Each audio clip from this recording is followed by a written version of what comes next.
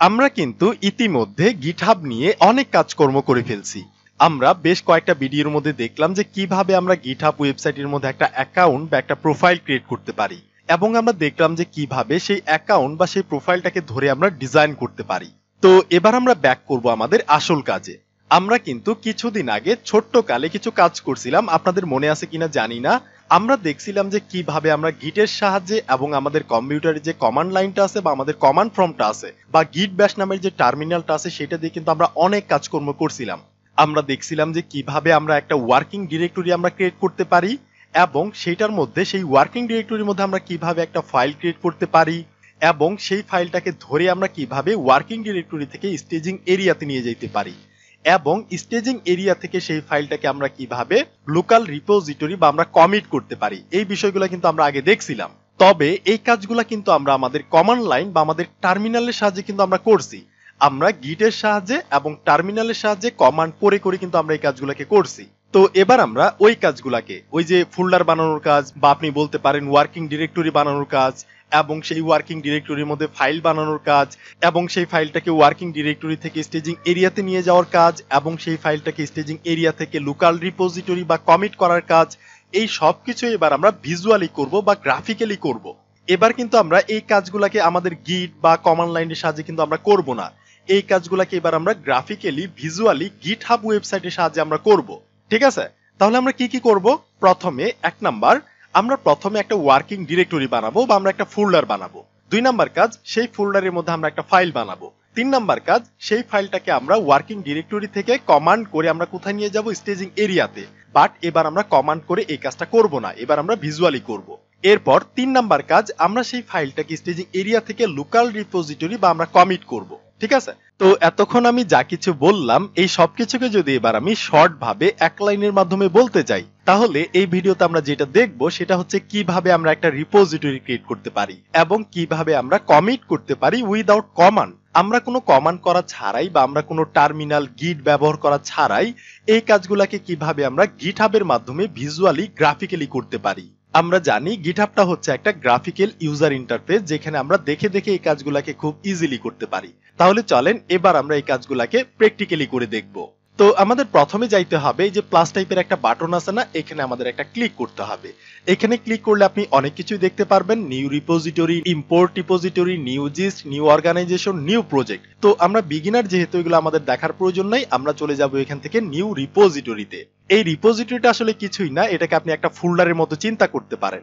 আমরা যখন একটা প্রজেক্ট বানাই তখন কিন্তু আমাদের সেই প্রজেক্টের জন্য একটা প্যারেন্ট ফোল্ডার বানাইতে হয়, তাই না? তো গিটহাবের ভাষায় আসলে এটাকে ফোল্ডার বলে না, এটাকে রিপোজিটরি বলে। আমরা গিটহাবের মধ্যে একটা ফোল্ডার বানাইতে চাইতেছি বা আমরা একটা রিপোজিটরি বানাইতে চাইতেছি, তো আমরা এই জন্য এখানে ক্লিক করব নিউ রিপোজিটরিতে। তো এখানে ক্লিক করার পর আপনার সামনে যে এইরকম একটা ইন্টারফেস চলে আসবে। এরপর আপনি দেখতে পারবেন যে এখানে আমাদের বলতেছে যে রিপোজিটরি নেম। আমরা যে রিপোজিটরিটা বানাইতেছি বা আমরা যে ফোল্ডারটা বানাইতেছি সেটার নাম কি হবে, এই যে এখানে আমাদের এই বক্সের মধ্যে সেটার নাম বলে দিতে হবে। আমরা রিপোজিটরির নাম কি দিব? তো এখানে আপনি যে কোনো নাম দিতে পারেন, আপনি আপনার রিপোজিটরির যে কোনো নামই দিতে পারেন। তো আমি কিছু একটা লিখে দিলাম, ধরেন এটা হচ্ছে আমাদের ফার্স্ট স্পেস রিপো। তাহলে দেখতে পাচ্ছেন আমি কিন্তু দুইটা ওয়ার্ডকে একসঙ্গে মিক্স করে আমার রিপোজিটরির নামটা আমি দিলাম। তবে এখানে আপনি খেয়াল রাখবেন, আপনি যদি 2টা 3টা 5টা ওয়ার্ডকে একসঙ্গে মিক্স করে একটা নাম দিতে যান, তাহলে অবশ্যই আমাদের প্রতিটা ওয়ার্ডের মাঝখানে স্পেস দেওয়া যাবে না। আপনি স্পেস দিলেও গিটহাব এই স্পেসটাকে ইগনোর করে দিবে। এই যে এখানে আপনি দেখতে পাচ্ছেন একটা হলুদ কালারের কিন্তু একটা পপ আপ চলে আসছে। এই যে এখানে আমাদের দেখাচ্ছে যে ফার্স্ট হাইফেন রিপো। গিটহাব আমাদের বলতেছে যে তুমি এই নামটাকে স্পেস না দিয়ে তুমি ফার্স্ট এবং রিপোর মাঝখানে একটা হাইফেন দিয়ে দাও।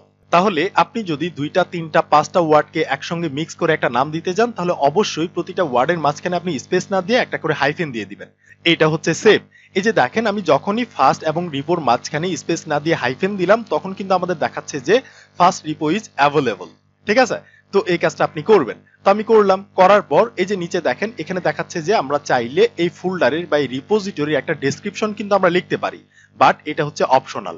আপনি চাইলে এই বক্সের মধ্যে লিখতেও পারেন, আবার আপনি চাইলে নাও লিখতে পারেন। তবে বেস্ট প্র্যাকটিস হইতেছে আপনি যে রিপোজিটরিটা বানাইতেছেন সেই রিপোজিটরির জন্য একটা শর্ট ভাবে একটা ডেসক্রিপশন আপনি লিখে ফেলেন, বাট ম্যাক্সিমাম মানুষ এটা করে না, সো আমি এটা করতেছি না। এরপর দেখেন এখানে দেখাচ্ছে যে তুমি তোমার রিপোজিটরিটা কি পাবলিকলি বানাবা নাকি প্রাইভেটলি বানাবা। আপনি যদি এই রিপোজিটরিটাকে প্রাইভেটলি বানান তাহলে এটা কিন্তু কেউ দেখতে পারবে না, আপনি যদি আপনার কোনো ক্লায়েন্টের প্রজেক্ট করে থাকেন তাহলে ডেফিনেটলি আপনি এখান থেকে প্রাইভেট রিপোজিটরি বানাবেন, কারণ ক্লায়েন্টের প্রজেক্ট তো অন্য কাউকে দেখানো যাবে না, এটা হচ্ছে সিক্রেট। আর আপনি যদি বলেন যে না, আমার এই প্রজেক্টটা আমি সবাইকে দেখাইতে চাইতেছি, শো অফ করতে চাইতেছি, মানে আমি আমার গিটহাব প্রোফাইলের মধ্যে বিভিন্ন ধরনের প্রজেক্ট আমি রাখতে চাইতেছি যাতে আমি জবের জন্য যখন অ্যাপ্লাই করব তখন যাতে তারা দেখতে পারে, তো এই জন্য আপনি কি করবেন, এই পাবলিকটাকে আপনি সিলেক্ট করবেন। তো এরপর নিচের দিকে আসেন, এই যে এখানে দেখাচ্ছে যে অ্যাড এ রিডমি ফাইল, আপনি চাইলে এই প্রজেক্টের সঙ্গে বা এই রিপোজিটরির সঙ্গে একটা রিডমি ফাইলও আপনি রাখতে পারেন। এই রিডমি ফাইলের কাজ হইতেছে আসলেই আপনি যে প্রজেক্টটা করতেছেন এই প্রজেক্টের মধ্যে আপনি কি কি ব্যবহার করতেছেন, কি কি টেকনোলজি আপনি ব্যবহার করতেছেন, এই প্রজেক্টের মধ্যে ফিচার কি কি আছে, মানে এই প্রজেক্ট সম্পর্কে আপনি একটা সামারি এই রিডমি ডট এমডি ফাইলের মধ্যে আপনি লিখতে পারেন। এই জন্য আসলে রিডমি ডট এমডি ফাইলটা মানুষজন ক্রিয়েট করে, ঠিক আছে। তো এরপর নিচের দিকে দেখেন এই যে অ্যাড ডট গিট ইগনোর, এখান থেকে আমরা চাইলে যে কোনো একটা ফাইলকে আমরা ইগনোর করতে পারি, বাট আমরা কিন্তু এখনো জানি না যে কোনগুলোকে ইগনোর করতে হয়, আমরা গিট ইগনোর সম্পর্কে এখনো জানি নাই, আমরা সামনে জানবো তখন আমরা এটাকে ব্যবহার করবো এখান থেকে। আপাতত জাস্ট আপনি এটাকে এমনিতেই রেখে দেন। এরপর নিচের দিকে দেখেন চুজ এ লাইসেন্স, এখান থেকে যে কোনো লাইসেন্স আমরা চুজ করতে পারি, বাট এগুলো আমাদের প্রয়োজন নাই।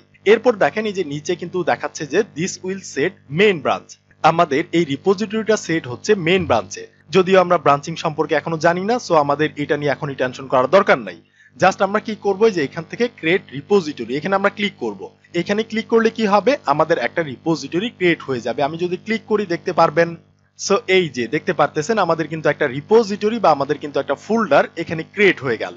আমাদের রিপোজিটরির নাম কি, আমাদের রিপোজিটরির নাম হচ্ছে ফার্স্ট রিপো, এবং এটার সঙ্গে রিডমি ডট এমডি একটা ফাইল ইনিশিয়াল ভাবে কিন্তু চলে আসছে, কারণ ওইখানে কিন্তু আমরা সিলেক্ট করছিলাম। তো এরপর দেখতে পাচ্ছেন এই যে এখানে কিন্তু রিডমি ডট এমডি ফাইলের মধ্যে ইনিশিয়াল ভাবে কিন্তু একটা কমিট করা হয়েছে। আমি যদি এই ইনিশিয়াল কমিটের মধ্যে একটা ক্লিক করি তখন আপনি দেখতে পারবেন এই কমিটের হিস্ট্রিটা, এই যে দেখতে পাচ্ছেন এই যে এগুলো আমরা অ্যাড করছি, এই যে প্লাস বাটনে কিন্তু দেওয়া আছে।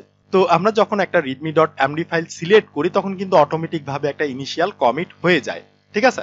তো এরপর আমি ব্যাকে যাব, আবার এখান থেকে এই যে দেখেন এই যে এখানে লেখা আছে যে মেইন, আমি যদি এখানে ক্লিক করি তাহলে আমরা দেখতে পারবো আমরা কোথায় আছি, এই যে ব্রাঞ্চ, আমরা মেইন ব্রাঞ্চে আছি, আমরা মেইন ব্রাঞ্চে আছি, বাট আমরা এখনো ব্রাঞ্চিং এর বিষয়টা জানি না, সো এই জন্য আমরা এটাকে রেখে দিব। এক সময় কিন্তু এখানে মাস্টার ব্রাঞ্চ থাকতো, এখন তারা চেঞ্জ করে এখানে মেইন ব্রাঞ্চ করে দিছে। ওকে, এটা আমরা রাখলাম। তাহলে একটা প্রজেক্ট বানাতে গেলে সবার প্রথমে আমাদের একটা ওয়ার্কিং ডিরেক্টরি বা আমাদের একটা ফোল্ডার ক্রিয়েট করতে হয়। তাহলে ফাইনালি কিন্তু আমরা গিটহাবের মধ্যে এসে একটা ফোল্ডার বা একটা ওয়ার্কিং ডিরেক্টরি কিন্তু আমরা বানাইছি, যেটার নাম হচ্ছে ফার্স্ট রিপো। এবার আমাদের সেকেন্ড কাজ কি, আমরা কি করতাম, আমরা একটা ফোল্ডার বানানোর পর সেই ফোল্ডারের মধ্যে গিটটাকে ইনিশিয়ালাইজেশন করতাম, তাই না। তবে এই গিটহাব ওয়েবসাইটের মধ্যে কিন্তু আমাদের গিটটাকে ইনিশিয়ালাইজেশন করা লাগতেছে না, আমরা কিন্তু বেঁচে গেছি। তো এরপর আমরা 3 নাম্বার কাজ কি করতাম, আমরা একটা ওয়ার্কিং ডিরেক্টরি বানাইলাম, সেটার মধ্যে গিটটাকে ইনিশিয়ালাইজেশন করলাম। এরপর আমরা 3 নাম্বার কাজ কি করতাম, আমরা সেই ফোল্ডারের মধ্যে বা সেই ওয়ার্কিং ডিরেক্টরির মধ্যে আমরা কিছু ফাইল অ্যাড করতাম, সেটা যে কোনো ফাইল হতে পারে, HTML file, CSS file, TXT file, যে কোনো ফাইল হতে পারে। তাহলে চলেন এবার আমরা এই ফার্স্ট রিপো ফোল্ডারের মধ্যে একটা ফাইল অ্যাড করব। তো এই জন্য আমাদের কি করতে হবে, এই যে এখানে দেখেন অ্যাড ফাইল, এখানে কিন্তু অ্যাড ফাইল নামের একটা বাটন আছে, এখানে আমি ক্লিক করতে পারি। এখানে ক্লিক করার পর আপনি দুইটা অপশন দেখতে পারবেন, একটা হচ্ছে ক্রিয়েট নিউ ফাইল এবং আরেকটা হচ্ছে আপলোড ফাইল। আপনার যদি লোকাল কম্পিউটারের মধ্যে ইতিমধ্যে কোনো ফাইল ক্রিয়েট করা থাকে সেটাকে চাইলে আপনি এখান থেকে আপলোড করতে পারেন। আর আপনি যদি চান যে না আমি এখানে একটা নতুন ফাইল ক্রিয়েট করব, তো এই জন্য আপনি এখানে ক্লিক করতে পারেন ক্রিয়েট নিউ ফাইল। তো আমি করলাম। তো এখানে ক্লিক করার পর দেখতে পাচ্ছেন আমি আসি কোথায়, ফার্স্ট রিপো নামের ফোল্ডারের মধ্যে। তো এইটার ভিতর এই যে স্ল্যাশ মানে হচ্ছে এইটার ভিতর আমি কোন ফাইলটা বানাইতে চাইতেছি সেটার নাম আমাদের এখানে বলে দিতে হবে। তো আমি চাইতেছি এই ফার্স্ট রিপো ফোল্ডারের মধ্যে একটা ফাইল বানাবো যেটার নাম হবে 1.txt ফাইল, ঠিক আছে। আমি একটা ফাইল বানাইলাম যেটা হচ্ছে একটা টিএক্সটি ফাইল, ডট এক্সটেনশন দিয়ে কিন্তু আমি বলে দিলাম যে .txt, এবং ফাইলের নামটা কি হবে 1.txt, বা আমি যে কোনো একটা নাম দিতে পারি চাইলে এখানে, ঠিক আছে। তো আমি কিন্তু একটা ফাইল বানাইলাম, এরপর আমি এই ফাইলের মধ্যে কিছু একটা লিখতে পারি। এই যে এখানে আমি ক্লিক করে কিছু একটা লিখতে পারি যে দিস ইজ 1.txt ফাইল, আমি কিছু একটা এমনিতে লিখলাম। এরপর আমাদের কি করতে হবে, এই ফাইলটাকে সেভ করতে হবে। তো এই জন্য আমাদের নিচে যাইতে হবে, এই যে দেখতে পাচ্ছেন কমিট নিউ ফাইল, গিটহাবের ভাষায় সেভটাকে আসলে কমিট বলে, ঠিক আছে। তো আমি এখান থেকে কমিট করতে পারি, তো আমি করলাম, সেভিং হচ্ছে। তো এই যে দেখতে পাচ্ছেন 1.txt ফাইল, এই যে ক্রিয়েট, ঠিক আছে। নাও আমরা কিন্তু এখনই করলাম, আমরা readme.md ফাইলটাকে যে 4 মিনিট আগে কিন্তু ক্রিয়েট করছিলাম ইনিশিয়াল ভাবে, এরপর আমরা একটা 1.txt ফাইল ক্রিয়েট করলাম এই যে এখনই। এবং আমি আপনাদের যে কথাটা বলতে চাইতেছি সেটা হচ্ছে আমরা যখন আমাদের লোকাল কম্পিউটারের মধ্যে গিটের সাহায্যে একটা প্রজেক্টকে কমিট করতে চাইতাম বা লোকাল রিপোজিটরিতে আমরা রাখতে চাইতাম, তখন কিন্তু আমাদের বেশ কয়েকটা কাজ করতে হইতো। একটা হচ্ছে সেই প্রজেক্টটাকে ধরে আমাদের প্রথমে কোথায় নিয়ে যাইতে হইতো, স্টেজিং এরিয়াতে। এরপর আমাদের সেই প্রজেক্টটাকে ধরে লোকাল রিপোজিটরি বা কমিট করতে হইতো। বাট এইখানে কিন্তু আমাদের স্টেজিং এরিয়াতে নিয়ে যাওয়া লাগতেছে না। এইখানে আমাদের গিটহাবের মধ্যে এই ফাইলটাকে ওয়ার্কিং ডিরেক্টরি থেকে আমাদের স্টেজিং এরিয়াতে নিয়ে যাওয়া লাগতেছে না। আমরা ডাইরেক্ট ভাবে একদম কমিট করতে পারতেছি, একদম লোকাল রিপোজিটরিতে আমরা নিয়ে যাইতেছি। তাহলে এটা হচ্ছে একটা সুবিধা। তো এরপর আমরা যদি আমাদের কমিটের হিস্ট্রিটাকে দেখতে যাই, তাহলে আমাদের কি করতে হবে? আমরা যখন ম্যানুয়ালি এই কাজগুলোকে গিটের সাহায্যে করতাম, তখন কিন্তু আমরা কমিটের হিস্ট্রিটাকে দেখতাম গিট লগ কমান্ডের সাহায্যে। আবার আমরা গিট log dash dash one line কমান্ডের সাহায্যে কিন্তু আমরা শর্ট ভাবে একটা হিস্ট্রি কিন্তু আমরা দেখতে পারতাম। তাহলে এই কাজটাকে এবার আমরা এখানে কিভাবে করতে পারবো? তো এই কাজটাকে আমরা করতে চাইলে এই যে এখানে দেখেন, এই যে ঘড়ির মতো কিছু একটা আছে না, এই যে টু কমিট, আমরা কিন্তু ইতিমধ্যে দুইটা কমিট করে ফেলছি।